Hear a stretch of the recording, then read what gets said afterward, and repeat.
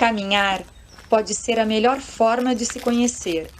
Vem com Andréa Prestes no projeto Caminhos pelo Mundo.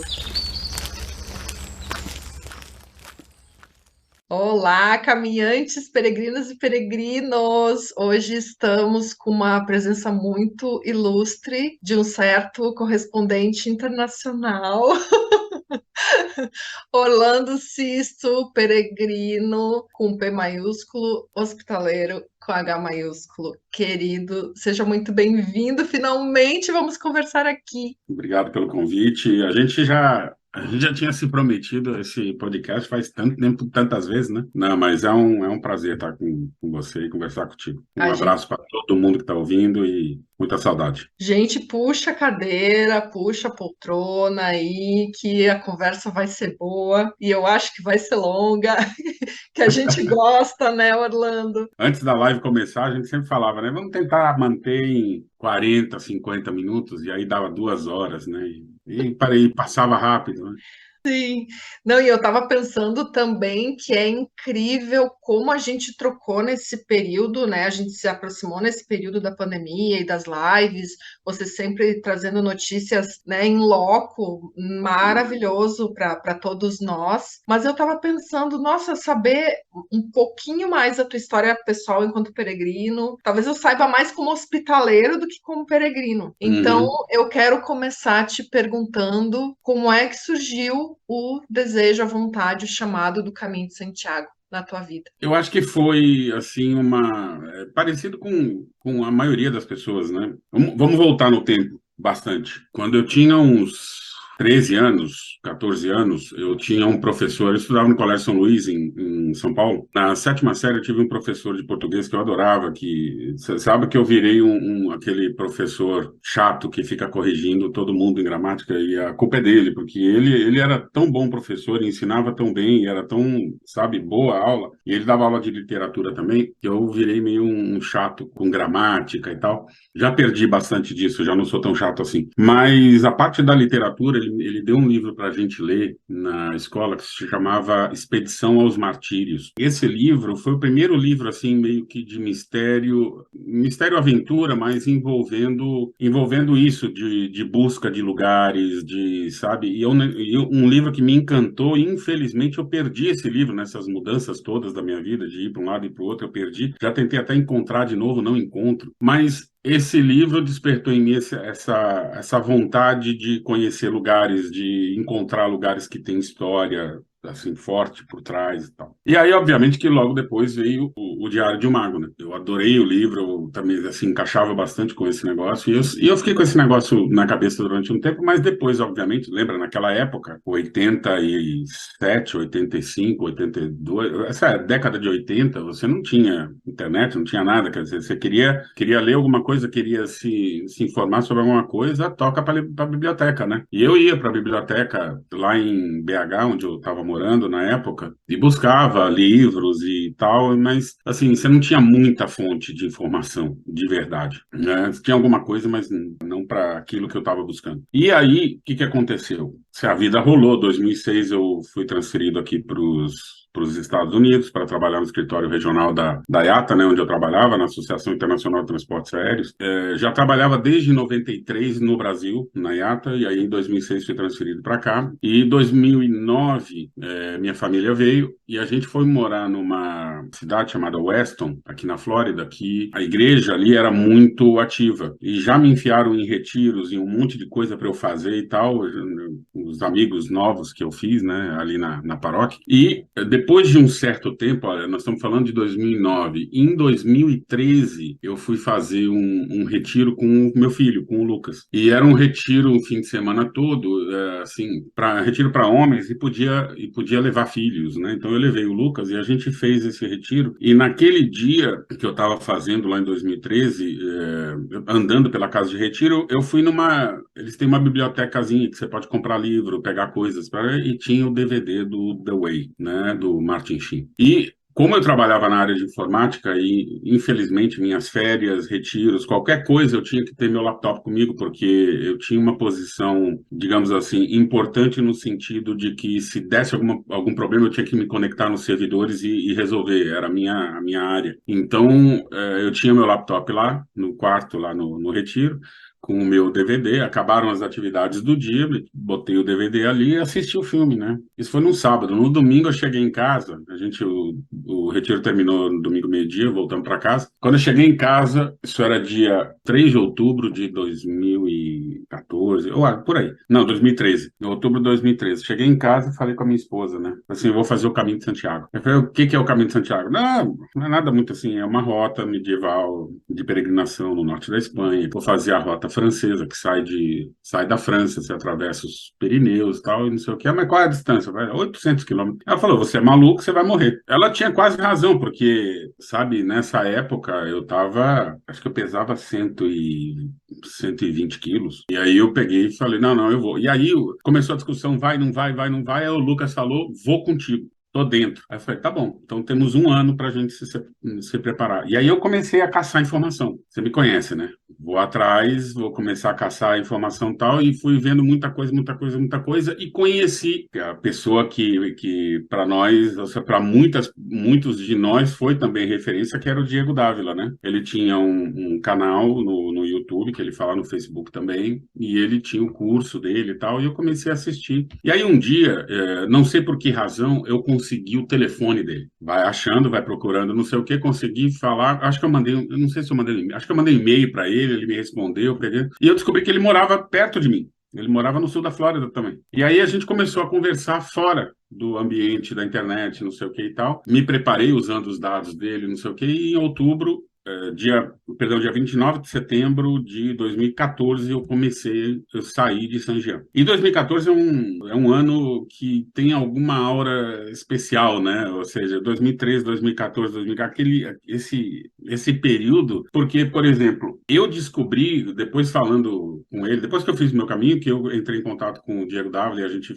se aproximou, ficou mais amigo, mas eu descobri que, por exemplo, no dia que ele chegou em Santiago, dia 29 de setembro, era o dia que eu estava saindo de San Jean. No mesmo ano, foi quando ele fez o caminho dele. Foi quando você também fez o teu caminho em 2014, não foi isso? Isso, setembro, outubro de 2014.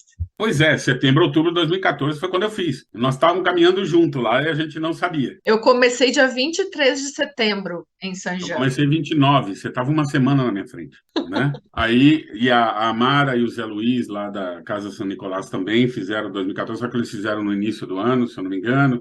E muitas outras pessoas que eu conheci fizeram também em 2014. Bom, fato é que a gente fez o caminho, né? E logo depois da gente fazer o caminho, como eu morava aqui, eu não tinha muito, assim, para mim não era muito fácil ficar em contato direto, mas aí eu falei, pô, deixa eu pensar o que que eu posso fazer, né? E aí o que que eu fiz? Eu criei o Cistos no Caminho como uma página no Facebook, simplesmente para a gente poder postar as fotos para minha esposa e para o meu filho mais novo, Daniel, que estava em casa, para eles poderem ir acompanhando, né? Então eu ficava lá tentando subir foto, porque era terrível, aquelas internet de albergue que o pessoal te limitava a 1 megabit por segundo, quer dizer, você ficava lá, ficava rodando e não subia nunca nada, né? Eu subia mais as minhas fotos em bares e restaurantes do que em albergue, porque os albergues a velocidade era muito ruim. E aí eu ia subindo. No ano seguinte, eu comecei a receber muita pergunta de muita gente, né, que entrava, que achava a página no Facebook, fazia pergunta disso, daquilo, daquilo, daquilo, e eu ia respondendo muito tranquilamente, assim, eu me sentia muito feliz de responder e tal. Só que você sabe como funciona, são ondas de peregrinos, né, então você recebe 400 perguntas diferentes no mês, passa 3, 4 meses, você começa a receber as mesmas 400 perguntas de novo, porque é uma nova onda de peregrino que está chegando e que o Facebook ele não está muito montado para isso, né? Porque as perguntas vão descendo, ninguém tem a pachorra de ficar indo até lá embaixo e lendo tudo, né? E começava a chegar as mesmas perguntas, mesma pergunta. Aí eu falei, mano, sabe o que eu vou fazer um site? Porque assim eu coloco toda a informação que eu tenho ali e quem perguntar alguma coisa eu direciono para o site. E ao mesmo tempo o Facebook foi crescendo. Quando a gente estava fazendo o caminho, a gente tinha, sei lá, 25 seguidores, né? Que era a família, amigos daqui estavam vendo. Quando chegou, sei lá, em março do ano seguinte, né, de 2015, tinha 500. Quando chegou no final do ano, tinha 2.000. Quando chegou no ano, metade do ano seguinte, tinha 10.000. E assim foi até 60.000, né, no Facebook. E o site eu fui colocando, eu fui botando, já está na versão 9. Eu não sei se eu vou soltar a versão 9 ainda ou não, eu tenho que pensar o que eu vou fazer com ele. Mas eu tirei ele do ar porque, a gente vai falar isso, mas depois da pandemia, muita coisa mudou. Muitas coisas que eram muito certas e muito fáceis de definir já não são tão fáceis assim. Então, tem muita parte do site que já deixou um pouco de fazer sentido. Então, eu preferi tirar ele do ar ao invés de dar informação errada. Mas e aí foi fazendo, e aí depois... Então, eu fiz o caminho primeiro com o Lucas, em 2014, e aí, no ano seguinte, por exemplo, eu fui com o Daniel, mas eu fiz o caminho de carro com ele, porque não tinha viajado 60, 50 dias com o Lucas, né, na Europa, sozinho e tal. Eu falei, não, sacanagem, deixa eu ir, né, deixa eu viajar para a Europa com o Dani também, para, né, meio que contrabalançar um pouco essa coisa. E aí a gente viajou, passeou, fomos para tudo quanto é lugar. E com o Daniel foi uma loucura, né? A gente fez toda a Madrid, fomos a Toledo, fomos a Vale dos Caídos, fomos a Escorial, fizemos toda aquela rota. Aí um dia a gente estava lavando roupa, né, numa lavanderia de rua. Eu peguei um quartinho que era como um albergue lá em Madrid. E aí a gente estava lavando roupa e era umas 11 horas da manhã. Eu falei pro Daniel, a gente tinha ainda uns 3, 4 dias para ficar na Espanha. Eu falei, Daniel, você não está meio já... É muito, né? Madrid, a gente já viu tudo, né? Já olhou tudo. Quer dizer, tem muita coisa mais para ver, mas vamos sair daqui, vamos? Então vamos. Peguei o telefone e fiz uma reserva em Saint-Jean, né? Estava em Madrid, 11 horas da manhã. Aí eu peguei e fiz uma reserva na casa, um quarto numa casa de uma senhorinha lá. Terminamos de lavar roupa, montamos as malas, botamos no carro e fomos embora. Cheguei 7, 8 horas da noite lá em Saint-Jean, ficamos lá, dormimos lá. Foi difícil achar onde que ficava a casa da senhorinha, mas estava chovendo, estava frio. Aí a gente já saiu, fomos tomar um chopp, fomos tomar alguma coisa, comer junto. E aí a gente veio fazendo o caminho de carro desde Saint-Jean, né, fomos até La Coruña, Santiago, La Coruña e tal, e depois descemos. Mas foi muito bom. E foi assim que começou. E aí depois veio o Ramiro a gente programou o caminho do Ramiro de bicicleta também, que o Ramiro encontrou com a gente no primeiro caminho, né? Eu e o Lucas estávamos fazendo, quando a gente chegou em León, o Ramiro apareceu lá e a gente fez os três, de León para Santiago. A E aí pé, em os León a três, gente... É, nesse a pé. primeiro. E aí a gente comprou um violãozinho lá em León, porque o Lucas estava reclamando que estava com saudade do violão, aí a gente pegou e comprou um violãozinho pequeno e a gente ia tocando. Os últimos 314, 16 quilômetros a gente foi cantando até Santiago. E aí cheguei em Santiago, quem está lá na frente da catedral me esperando é minha mãe, que veio do Brasil, com 70 e poucos anos, veio para o Brasil para ficar lá na frente e esperar a gente chegar. E a gente chegou, encontrou com ela, depois fomos para casa de parentes e tal. Mas foi muito bom. Nossa, super, super emocionante, significativo, né? Eu tenho Super. que tomar cuidado, porque se eu começar a ficar contando historinha, aí nós vamos para 3 horas. Mas me diz uma coisa, tua esposa disse, nossa, você não vai sobreviver. É. Você tinha algum medo? Você foi super destemido, planejou, teve perrengue. Eu sei de uma Não, eu sou historinha chato. aí, lá Não. para chegar em Roncesvalles, que foi, né? Como é que foi? Então, eu fui, e infelizmente a primeira coisa que eu descobri é que os cursos e os vídeos e tudo aquilo que eu vi antes de ir para lá, eles têm um componente romantizado muito grande. São poucos os vídeos que falam, na real, a dificuldade da coisa. E obviamente que a dificuldade ela varia também de pessoa para pessoa, mas sabe, você vê os vídeos e o pessoal fazendo vídeo, fazendo foto e não sei o que, mostrando os Pirineus, mostrando aqueles, né, rebanhos de ovelha e os cavalos e as vacas e não sei o que, aquelas cenas maravilhosas, você fala, nossa, que maravilha vai ser esse dia. E na verdade foi um inferno, né, para mim, porque eu tenho um problema há muito tempo, né, de joelho, por causa de futebol, a gente acha que a gente é craque e vai fazer coisa e não dá, e aí deu uma torcida no joelho e esse negócio me acompanha até hoje. Então, com 120 quilos, com uma mochila de 12 quilos, né, eu segui a risca, me falaram, não, 10% do corpo, beleza, 120, então 12. E cometendo aquele grande, grande, grande erro que a maioria dos peregrinos comete quando vai por primeira vez e ninguém fala para eles, que é tomar conta do primeiro quilômetro da subida dos Pirineus, né? Lembra quando eu estive lá, que a gente fez aquele vídeo e eu te mostrei a entradinha escadinha da rampa. Aquela rampa é a que define, na minha opinião, que define a tranquilidade com a qual você vai fazer o primeiro dia. Mas eu fui para lá porque eu sou chato, você me conhece, daí, você sabe, o que eu tinha de informação, de pastas, de não sei o quê, de vídeos, de arquivos, de planilhas. Eu passei um ano me preparando. Eu já sou chato em pouco tempo. Imagina um ano, tendo um ano para se preparar, procurar equipamento. A gente ia andar e treinar, andar com a mochila num parque que tinha perto de casa, que tinha subida, tinha descida e tal. E a gente, lógico, você não fazia 25 quilômetros, mas você tentava, quer dizer, se aclimatizar. Mas ninguém vai se preparar nunca para o caminho, né? A não ser que faça os caminhos do Brasil agora, aí vai ficar muito bem preparado, viu? Né? Mas que alguns deles são muito, muito mais difíceis, sabe, em termos de relevo e tal, do que o próprio caminho de Santiago. Mas eu fui na boa. Só que no primeiro dia a gente saiu tranquilo, saímos às 8 horas da manhã, um monte de gente saindo às 5, 6, a gente saiu às 8. Aí fomos andando, cheguei naquela rampa, eu fiz ela, cheguei lá em cima, tive que quase buscar meu coração e pulmão lá atrás, né? E aí foi, para mim, foi terrível. O Lucas era um moleque, máquina de caminhar, ele andava muito fácil, né? Então ele andava muito bem. Ele chegou a Roncesvalles, sei lá, uma hora antes de mim. E ele teve que voltar, né, para me resgatar no meio lá do bosque, porque a minha exaustão era tal que eu não conseguia mais descobrir onde é que estava a rota. Eu ficava dando volta numa árvore. E aí ele voltou de Roncesvalles e falou: pai, por aqui, vem, vamos.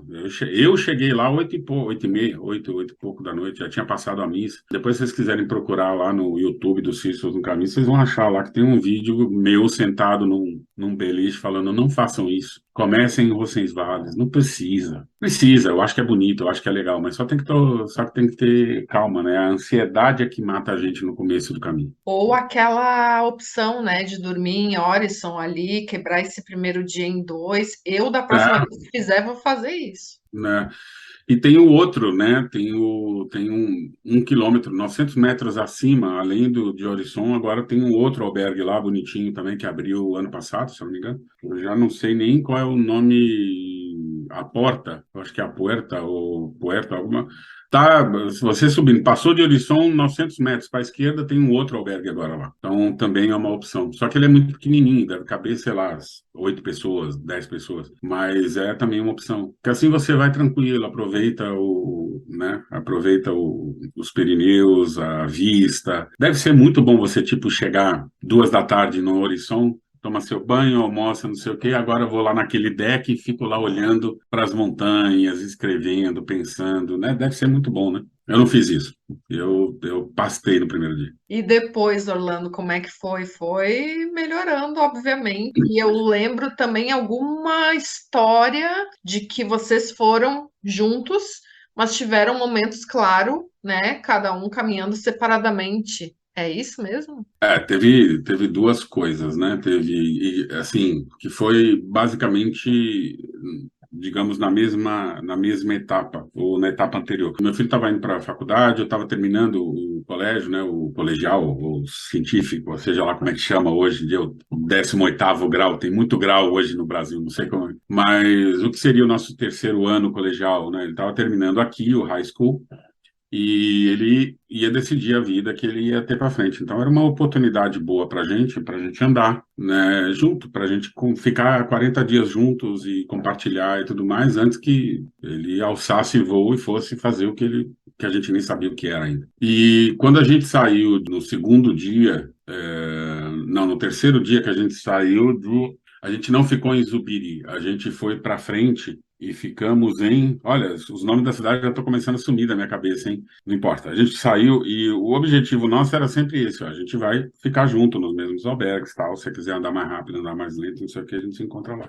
E a gente tinha combinado de ficar no Jesus e Maria, né? Lá em Pamplona. Quando eu cheguei lá, ele foi andando, ele fez umas amizades no albergue, molecada, no albergue lá na Sônia, e aí eles saíram andando na frente, e eu fui andando atrás com uma senhora polonesa que estava fazendo o caminho, pagando uma promessa dela, saúde da filha, alguma coisa assim, e aí eu fui andando junto com ela, ajudava a carregar às vezes a mochila dela, porque ela tava pesada para ela, tal. Eu estava com a minha de 12 e botando a outra na frente, e quando eu cheguei em Pamplona, né, me despedi da senhora, e eu fui lá pro Jesus e Maria e falei: cadê Lucas, nada. Aí me deu um aperto, porque eu comecei a procurar andar a cidade, não sei o quê, nos albergues, não achava ele, ligava e não atendia. Até que depois, sei lá, de umas 2 horas eu buscando, depois de ter feito a etapa, andando com a mochila para cima e para baixo, tentando procurar o Lucas, ele atendeu, ele falou que ele estava no Paterborn, sabe aquele que fica na Ponte da Madalena, lá embaixo? Fica antes da cidade, quando você vem chegando e chega na Ponte da Madalena, sabe? Em vez de você pegar a ponte, você vira à Sim. esquerda. Você vira à esquerda e tem é um albergue alemão, Paterborn, chama ali. Uhum. E ele tinha ido para lá junto com os amigos dele e ficou lá. Aí eu peguei e fui lá também, né? Falei com ele, pô, mas a gente tinha combinado de ficar no outro, não sei o que, tal, tô te procurando, tal. E ficou uma situação meio chata assim. E a situação chata estava do meu lado. Eu estava enciumado que o meu filho, que eu tinha feito combinado com ele, que a gente ia fazer o caminho junto e não sei o que e tal, sabe? Eu falei, poxa, tá bom, sabe? Tô de mal, né? Tô de mal, bobinho. Aí falei para ele, não quer andar junto comigo, não anda, não tem problema. Eu fiquei no Paderborn por uma, assim, eu não sei se é coincidência, sorte, azar, seja lá o que for, me deram a cama justamente em cima da dele, que era uma das únicas que estavam livres ainda, mas nós ficamos lá, mas praticamente a gente não conversou esse dia. Depois que chegamos lá. Dia seguinte, eu ainda com o meu orgulho ferido besta, peguei, levantei cedo, 6 horas da manhã eu estava lá embaixo, tomei meu café, quando eu saí, peguei minhas coisas, saí, falei, vou andar. Ele quer andar sozinho, eu vou andar sozinho. Então, aí peguei minhas coisas, quando eu estava saindo do albergue, eu vi ele descendo a escada para ir tomar café, e fui andando, saí de Pamplona, né, passei naquele parque grande, passei em cima das estradas, né, que tem aquele viaduto grande e tal, entre em Sisu Menor, cruzei Sisu Menor. Quando eu estava saindo de Sisu Menor, entrando naquela esplanada que você já vê o Alto do Perdão lá em cima, aí eu tô ouvindo barulho atrás, quando eu olho é o Lucas já vindo, andando, né? Aí andamos junto 10, 15 minutos, aí ele acelerou e foi embora. Aí ele chegou no Alto do Perdão, tipo, 40 minutos antes de mim. E ficou lá e tal, não sei o quê. Eu cheguei, a gente tirou uma foto junto e ele já desceu para Puente. Vai com Deus. E aí eu fui também. E aí cheguei lá, comecei a descer. Na hora que eu comecei a descer naquela cheio de pedrinha ali do Alto do Perdão, não sei o quê, o treco do joelho que eu te falei, meu joelho foi para trás, assim, deu uma torcida para trás e deu uma beliscada no nervo e eu caí ali e não consegui, e aí já na hora incha, né, o joelho e não dá para andar. Eu me arrastei para cima, de volta lá pro, né, 10 passos eu subi e aí eu decidi descer pela estrada, porque não ia dar para descer a encosta do mundo. Aí eu desci pela estrada, dei aquela barrigada toda né, da estrada, desci. Quando cheguei lá no entroncamento da estrada, eu falei, bom, eu não vou conseguir andar, fazer toda essa volta, né, que passa né, por todas as cidadezinhas que estão ali por trás, não sei o quê, antes de chegar em Puente. Aí eu falei, não, eu vou pela estradinha. Aí eu peguei a estrada e fui reto. Eu estava vendo os Puente la Reina lá na frente, mas é que nem deserto, você vai andando e a cidade vai andando junto, né? Você não chega nunca. Então. Aí teve uma hora que não teve jeito, eu não aguentava mais e chegou a hora de botar o orgulho na mochila, jogar ele fora. Eu peguei o celular, liguei pro Lucas, ele já estava aqui, ele estava no Jacuê, ele não ficou no...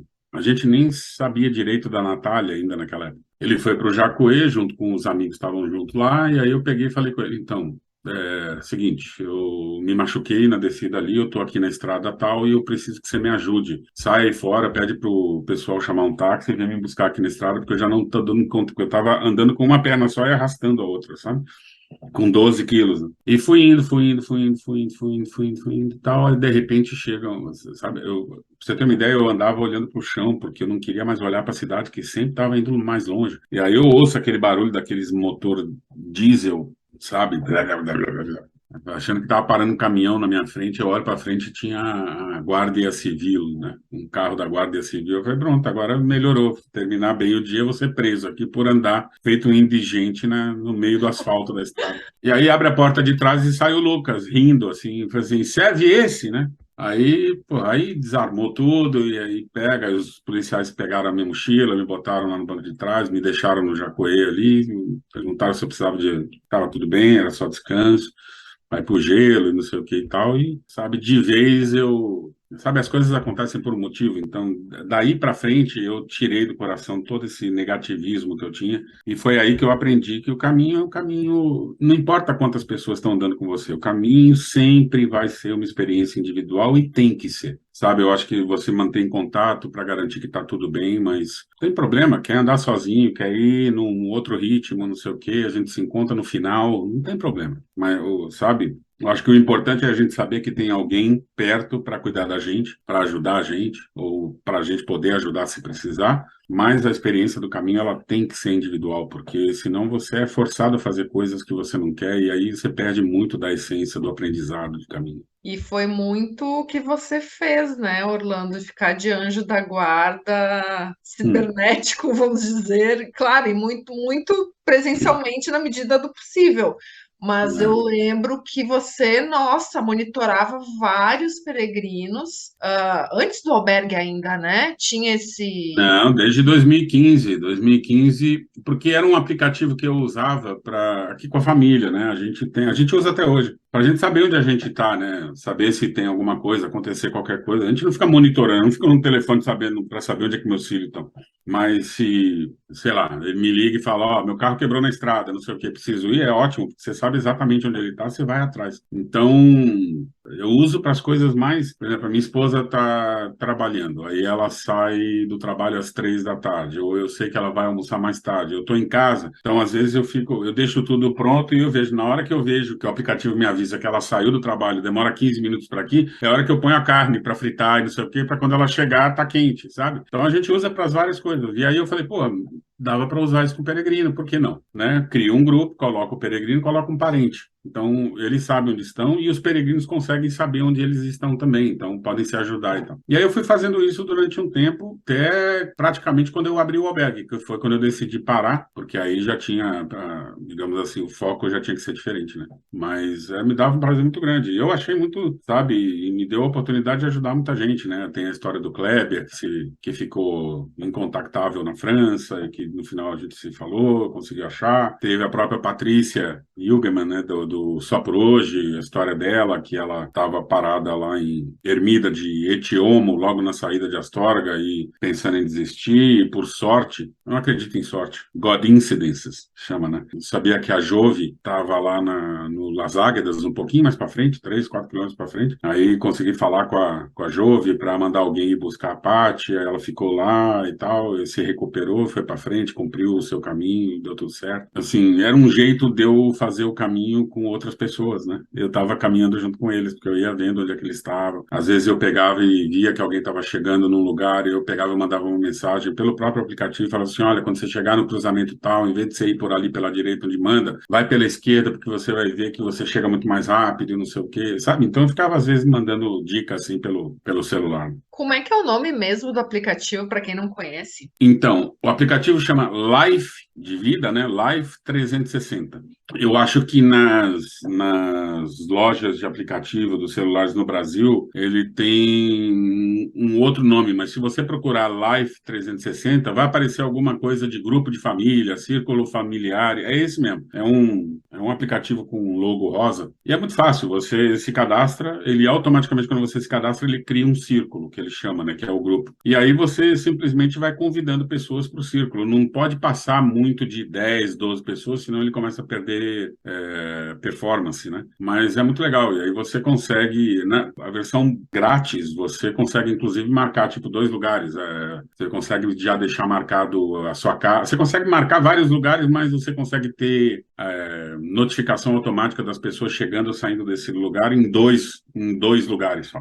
Você paga a versão premium, aí você pode criar quantos você queria. E aí eu pagava a versão premium. E o que que eu fiz? Eu criei, sei lá, 800 pontos de detecção no mapa da Espanha. Nossa. Então, não só as cidades, mas como lugares, a Cruz de Ferro, ou como um bar famoso, ou como não sei o que e tal, em todas as rotas do caminho. Então, o que que acontecia? Parente não precisava nem ficar olhando, né? Ele aparecia lá, Andréia, chegou em Pamplona. Andréia saiu de Pamplona. Andréia chegou em Cisur Menor. Andréia saiu de Cisur Menor. Sabe? Então, as próprias notificações iam mostrando para você que você estava, para o teu parente, que você estava caminhando. E isso deixava eles tranquilos, né? Nossa, muito, muito maravilhoso, muito útil. Voltando para o teu primeiro caminho, fiquei curiosa da tua mochila de 12 quilos. Ela continuou assim e você continuou carregando? Ou Ela teve outro continuou assim, porque destino? ela continuou assim, mas o meu grande, assim, eu tinha um problema muito grande. 1,2 kg era só o meu saco de dormir. Eu comprei um saco de dormir que era para dormir no Polo Norte, né? Então ele era muito pesado, muito pesado. Você vê, os caminhos seguintes eu fazia com um saco de dormir de 380 gramas. Mas o meu primeiro tinha 1,2 kg, só o saco de dormir. E muita aparelhagem, muito cabo, muito isso, muito aquilo. Eu não levei computador, mas tinha um monte de coisa. E a gente vai aprendendo, né? A própria mochila, o modelo da mochila que eu tinha era muito pesada, né? A mochila em si já pesava, sei lá, 3, 4 quilos. Então não é que eu tinha muita coisa, é que, sabe, uma escolha errada. Vira e mexe a gente faz. Mas eu segui adiante, eu fui com ela, a mochila do Lucas era igual para ele, era como se não existisse, né? 40 anos faz diferença, né?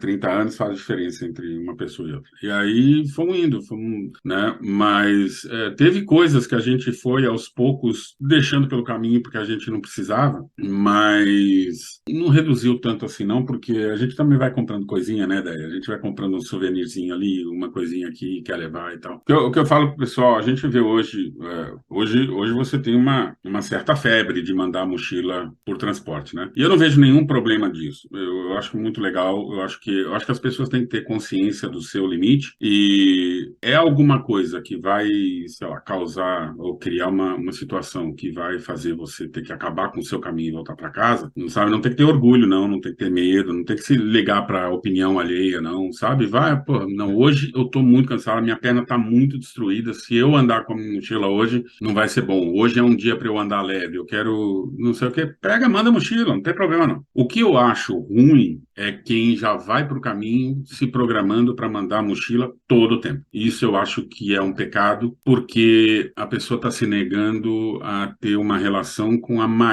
talvez a maior professora do caminho, que é a mochila. Se você não quer começar o caminho com a mochila, quer se adaptar ao exercício, aos 25 quilômetros diários, não sei o quê, tudo bem. Mas, pelo menos na Meseta, que é sabe, um lugar mais plano, mais tranquilo, que a gente sabe porque, né, história medieval sempre vai botar a cidade no alto da montanha por uma questão de proteção. Então você anda na Meseta, é verdade, você anda no reto, você anda no plano, praticamente plano, não sei o quê, mas olha, gente, a Meseta inteira você vai chegar. Quando você estiver chegando na cidade, a cidade está no alto numa montanha. Então você vai ter que subir todas as ruas da cidade, ou se não está subindo, está descendo, e você vai descer do outro lado, vai cair de novo no plano e vai embora. Mas eu sugiro às pessoas sempre, sabe, não perca a oportunidade de se testar, de testar seus limites. Sabe, a recompensa é tão boa, né? Quando você chega à conclusão de que você pode muito mais do que você achava que você podia, você cria uma relação com a tua mochila e com o teu próprio corpo, que é algo que depois vai fazer toda a diferença na tua vida futura. Eu não abriria a mão da experiência de tentar fazer o caminho com a mochila, mas sempre tendo em mente isso. Se você entender que chegou no limite, para.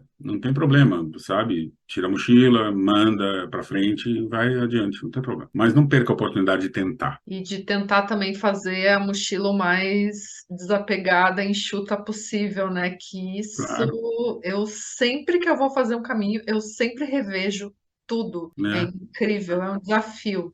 Ser humano é assim, a gente sempre vai tentar conseguir né, vai que precisa, né? A gente vai tentar levar, né, síndrome de caramujo, a gente vai querer lavar a casa nas costas. Mas é tão libertador quando você faz o caminho e você se dá conta de que você consegue viver com tão pouco, né? Às vezes que a gente fez o caminho, principalmente quando fez em família aqui, quando a gente voltou, quantidade de caixas que a gente doou, e era roupa, era utensílios domésticos, era tudo em casa, a gente começou a fazer uma varredura e dizer o seguinte: precisamos disso. Isso tem algum valor sentimental para a gente que a gente precisa guardar? Não. A gente usou isso no último ano? Não. Tchau, vai para a caixa e vai embora, vamos doar. Quanta coisa a gente não compra porque é novidade, né? E a gente usa 1 mês, 2 meses, depois vai parar naquele cantinho daquele armário lá em cima que você nunca mais vai abrir. Você só vai abrir aquele armário quando você vai se mudar de casa. Aí você vai tirar de um canto de um armário de uma casa antiga para ir para casa nova e botar num outro canto de armário que você não vai ver nunca mais. E a gente se desfez de muita coisa. E esse eu acho que uma das principais lições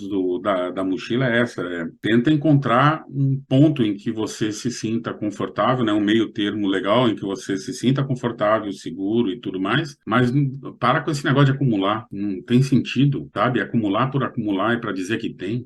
Nada. Sabe, esse negócio que tá parado no teu armário, que não tá fazendo nada lá há muito tempo, não sei o quê, de repente isso pode ser alguma peça extremamente importante para alguém que precisa, pô, entrega, põe para uso, né? Não... E a gente faz muito isso na mochila, né? Você vai andando, não sei o quê, você tá carregando. Putz, eu carregava coisa, eu tinha 6 pacotes de papel higiênico na minha mochila. O papel higiênico, não o rolão, né, de banheiro, papel higiênico de camping, que ele é extremamente prensado, tem bastante papel, mas ele é bastante prensado para você usar no camping, né? Usar ar livre, né?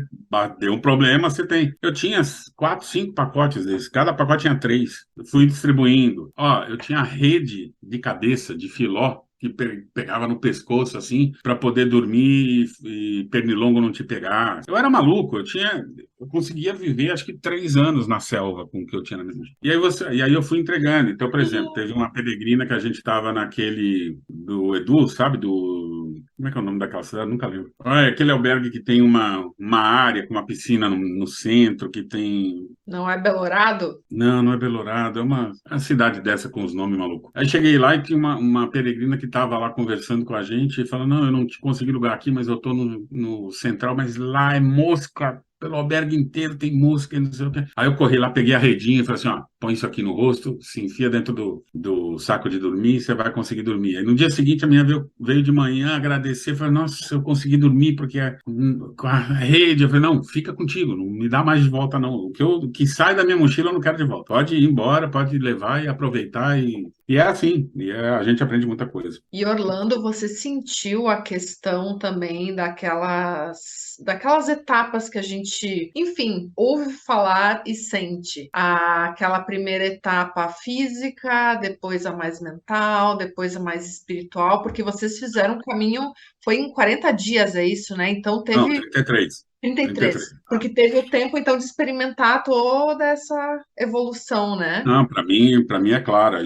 Essa foi uma das coisas que eu acho que eu comentei lá atrás, né? Que eu botei no site, inclusive. A primeira parte é um desafio físico. Teu corpo tem que acostumar e tem que se convencer de que é capaz de coisas que ele nunca fez antes. E aí você vai, mais ou menos até ali, Logronho, sabe? Por ali, Logronho, um pouquinho mais, um pouco antes de chegar a Burgos, né? Mais ou menos o físico. Depois a coisa começa a ficar mais suave. Aí entra o psicológico, porque você passa a Burgos e aí entra na meseta e você tem muito tempo, tem muito para ver e nada para ver ao mesmo tempo, né?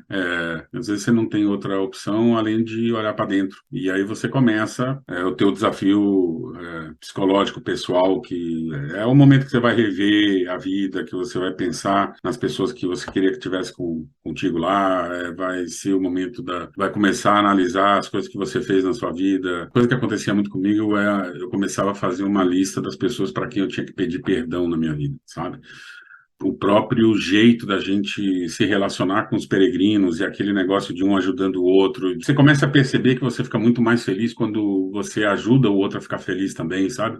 A recompensa ela é imediata e muito maior. E aí você começa a pensar nisso, e aí você começa a lembrar. Você vai na sua memória atrás e fala: Nossa, quanta que besteira que eu fiz na minha vida. Quantas vezes que eu agi mal com tal pessoa, tal pessoa, tal. E você vai mentalmente criando quase que uma lista das pessoas que você vai ter que contactar depois do caminho para pedir desculpa, para conversar, para, sei lá, entrar em acordo de novo, mesmo que você não vai ter nada de vida, sabe, comum com essas pessoas, mas você começa a sentir, não é culpa, mas essa necessidade de, falar assim: olha, eu errei e eu preciso me desculpar com ela, eu preciso do perdão dela, ou pelo menos eu preciso que ela saiba que eu tenho essa consciência de que eu fiz algo errado e que eu estou arrependido. E aí passa isso e aí você entra, eu não vou dizer que é Leon, eu acho que é quando você passa ali Hospital de Órbigo e a natureza começa a ficar, sabe, claramente muito abundante, não sei o que e tal, e que aí você se dá conta e fala assim: olha, eu saí do deserto, né? Eu saí dessa, né, como esse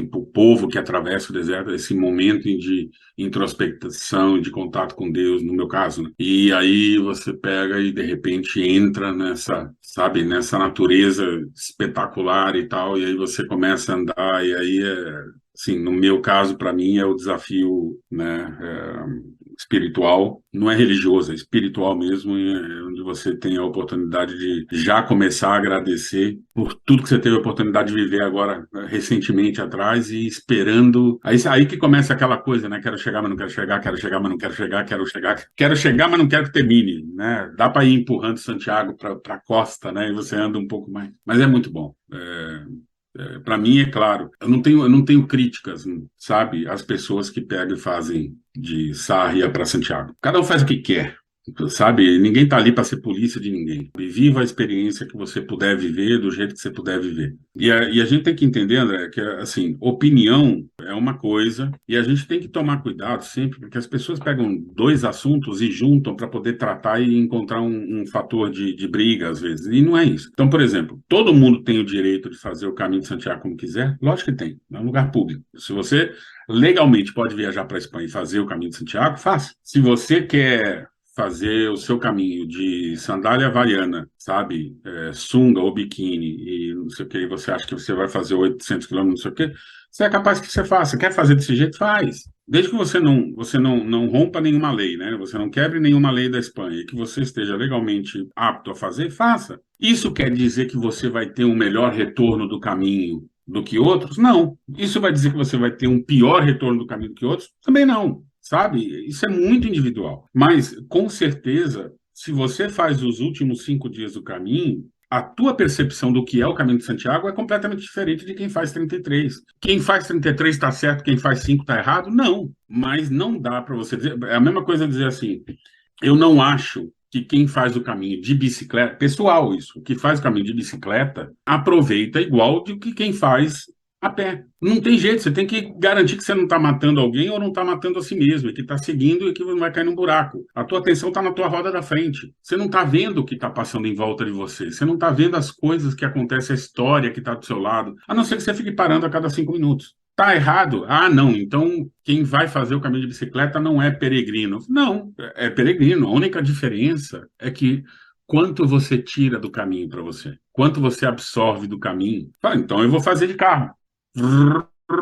Eu sou peregrino. Se você quer se considerar peregrino porque fez o caminho de Santiago de carro, faça, meu amigo, não tem problema. O que você pensa para você é sua vida, viva. Agora, aproveitou? Não aproveitou. Tirou do caminho, espremeu o caminho que você podia espremer? Não espremeu. Me desculpa, não é a mesma coisa. E era fato. O pessoal chegava de bicicleta às vezes no albergue e eu perguntava para ele: você viu lá naquele lugar, aquele castelo, aquele não sei o quê?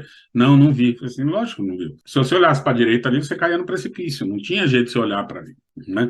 Então, você perde muito. Acho que isso é uma coisa muito legal do caminho. Ela é sabe, um ensinamento do caminho para todos nós é o seguinte: a gente aproveita mais a vida quando a gente vai devagar nela. Então, essa vida louca que a gente vive, correndo para tudo quanto é lado, fazendo um monte de coisa ali, tentando não sei o que e tal, e quando você abre o olho é noite, é hora de ir para a cama e dormir. Aí você acorda no dia seguinte, na hora de dormir de novo, né? Eu acho que o caminho, ele ensina um pouco isso, assim, quão melhor é a vida, quanto mais você suga da vida quando você vai devagar nela. Então é isso. Mas, sabe, eu não entro essas briguinhas, não sei o que, é uma das razões pelas quais eu não estou em grupo de WhatsApp nenhum do caminho, é porque tá cheio de expert de caminho por aí. O pessoal me inclui nos grupos, a primeira vez que eu vejo alguém comentar, mas isso não é ser peregrino, eu saio. Eu não acho que cabe a ninguém ser juiz e jurado de ninguém. Deixa a pessoa viver a experiência dela e deixa que ela compare como ela chegou no fim com os outros que estão ao lado dela, que fizeram o caminho de um jeito diferente. Deixa essa conclusão chegar nela, vai ser muito mais eficiente e, de repente, no ano seguinte, ela vai falar, sabe o quê? Eu quero sentir aquilo. E não sentir isso que eu estou sentindo agora. Eu quero sentir aquilo. Eu quero chegar aqui desse jeito. Ano que vem eu volto.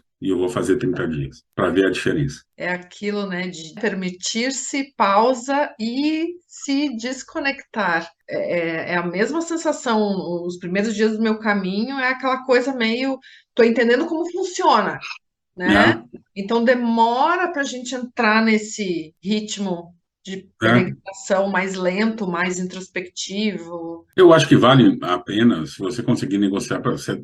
É difícil, né? Porque trabalho, tempo de férias, dias de férias e dinheiro e tudo mais. Para os europeus é muito fácil. Você vem, faz uma semana, volta para casa, depois ano seguinte você vem, faz a semana seguinte, volta para casa. Depois é fácil, né? Para a gente do Brasil, mesmo dos Estados Unidos, despencar para a Espanha, não é barato. Mas eu sempre sugiro a pessoa, primeiro, vai comprando euros. Não guarda dinheiro em reais, não. Vai comprando euros, porque o euro está lá, você vai guardar em euros. Se o preço subir em euro, vai subir um pouquinho mais e tal, mas você não tá refém de, sabe, de variações cambiais e tal. Tenho 100 reais hoje. Dá para comprar 20 euros? Compra 20 euros, deixa os 20 euros guardadinho. Vai guardando em euro. Quando tiver, do outro lado, vai se programando. Pô, esse ano eu só vou poder tirar 10 dias. Pô, mas se você não tirar esses 10 dias e guardar para o ano que vem, você consegue tirar 20? Porque é melhor fazer 20 dias do que fazer 10. Você vai gostar mais do caminho se você fizer 20 dias do que você fizer 10. Não vem esse ano, não. Vem ano que vem. Vai guardando, continua guardando, vai conversando. Eu conversei na empresa que eu trabalhava, eu falei, olha, eu vou ficar 45 dias fora. Não adianta marcar projeto, não adianta marcar nada. Não vou usar minhas férias desse ano, vou usar no ano que vem e vou pegar todas as minhas férias e tirar todas elas juntas. Tudo bem, tudo bem. Mas já está marcado desde hoje. Marquei com 1 ano de antecedência minhas férias e falei, olha, não me envolva. 15 dias antes ou 15 dias depois desse período que eu vou estar fora, sem celular, não vou atender vocês, não vou atender ninguém. Nesse período, não me coloque em nada, não me coloque em nenhum projeto, não me coloque em nada, porque eu não vou estar disponível e não vou cancelar. Vocês já saibam que eu não vou cancelar. E peguei e fui, né? Acho que se você programar direitinho, de repente facilita um pouco. Eu acho que fazer de sarria só, eu acho que você perde muito. Eu acho que pelo menos uns 20 dias você tinha que fazer, sabe? Mesmo que você comece no meio da meseta, sabe? E faça os últimos 15, os últimos 18 dias, ficaria legal. E para quem não sabe, de Sarria, em torno de 100 quilômetros, em torno de 5 dias, né, Orlando, para chegar em Santiago, pelo caminho francês. E é um pandemônio, porque além das pessoas que estão fazendo desde Sarria porque não tem mais tempo para fazer, que, digamos assim, são as que só podem fazer 5 dias de uma forma, digamos assim, mais honesta, de Sarria, você tem 1 zilhão de pessoas começando em Sarria simplesmente porque é o mínimo para conseguir a Compostela. Então você tem grupos de jovens, você tem turismo, você tem todas as coisas que estão resolvendo fazer só 5 dias finais para poder ter o direito de ir lá na oficina do peregrino e pegar um certificado em latim que diz que eles cumpriram o caminho de Santiago. Então, você fazer o caminho inteiro, inclusive, te dá uma outra perspectiva, te coloca do outro lado. Você fez o caminho os últimos 5 dias e foi aquela dificuldade de conseguir albergue, de conseguir não sei o quê, porque está sempre muito cheio, mas está fazendo na sua. E às vezes você vê outros peregrinos te olhando feio e não sei o que e tal, porque você só fez 5 dias, tal, você nem entende direito por que você está sendo julgado assim e tal. Ano seguinte faz o de 33. E aí quando você chegar em Sarria, meio estropiado, cansado, já não sei o que e tal, e se der conta de que a partir de Sarria você já não consegue lugar para dormir, aí você vai entender as faces de 1 ano atrás, quando te olhavam torto. Sabe, é legal às vezes você mudar, né? Trocar de sapato e viver a experiência do outro lado. Que foi a coisa de viver a experiência também como hospitaleiro, né? Uma mudança grande de lado. Que nós vamos deixar para a semana que vem, porque a gente já sabia que esse papo ia longe, ia ser longo. Então, gente, semana que vem continuamos mais essa parte aí da vida de hospitaleiro. Pode ser Orlando. The Camino Strikes Back. A Ah, gente, entra na parte de hospitaleiro na semana que vem e continuamos. Se você quiser, a gente faz até parte 10, não tem problema, a gente vai papeando aqui. eba! Bom, Então, gente, um beijo. Até semana que vem. Bom caminho para todos nós. Beijo, Orlando. beijo, querida, beijo a todos, bom caminho sempre.